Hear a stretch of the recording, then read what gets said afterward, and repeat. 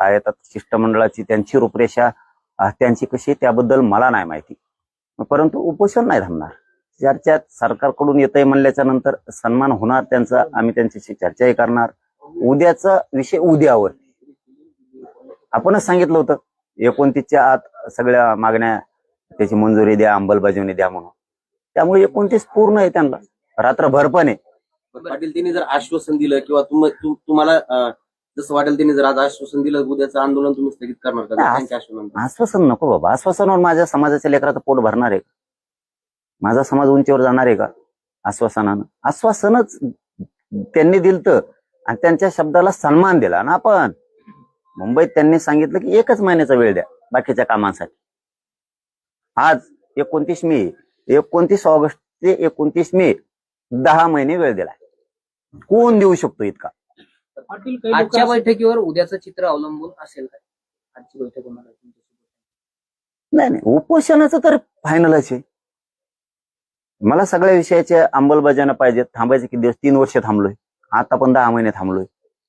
हे साधा आकडा नाहीये. 10 महिन्याच्या काळात माझ्या समाजाचं किती नुकसान होत आहे हे नाही बघायचं का? तुम्हाला आलं की वेळ आणि मग 10 महिन्यात काय केलं मधल्या?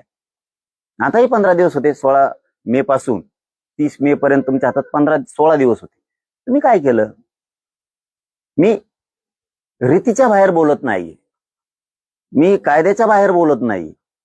सगळे संकेत पाळतोय, सगळ्या नियमात आहे. मी का माघार घ्यायची? माझ्या समाजाने मी मागं का हटायचं? काय हौस आहे का राव? उन्हात जाळून घेणं, सगळे हात पाय भाजून निघणार आहेत त्या उन्हातात. हे सोपं नाहीये. बोलताना सोपं वाटतं, ऐकताना सोपं वाटतं. ही अग्निपरीक्षा आहे. सरकार मराठ्यांची अग्निपरीक्षा घेत आहे.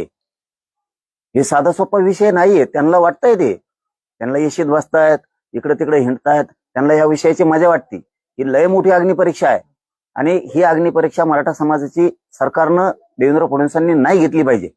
कारण ह्याच मराठ्यांनी त्यांना सत्तेवर बसवलंय आणि त्यांनाच आता उन्हातानात होरपाळणार का तुम्ही? आता त्या उन्हात जाणं म्हणजे पाय हात भाजून निघणार आहेत.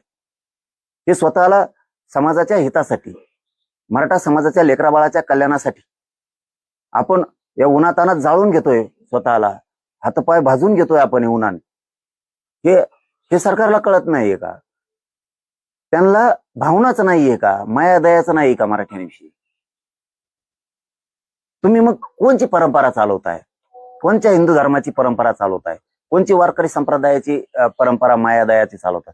माया दयाच नाहीये का? भावना शून्य झालात का तुम्ही? मुख्यमंत्री झालात तुम्ही, दोघं उपमुख्यमंत्री झालात तुम्ही, सरकार बसवलं, मग तुम्ही काय भावना शून्य झालात का?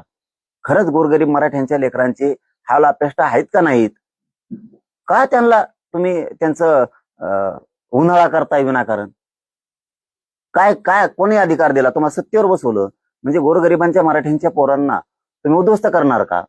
सरकार यासाठी नसतं. सरकार हे नाव कमवायसाठी असतं, गोरगरीब जनतेचे प्रश्न सोडवण्यासाठी असतं.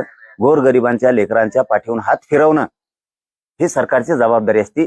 कारण मायबाप जसे असते तसंच मायबाप सरकार सुद्धा असते. भूमिका आपल्या स्वतःच्या लेकरासारखीच महाराष्ट्रातल्या जनतेच्या लेकराची भूमिका सुद्धा मुख्यमंत्र्यांना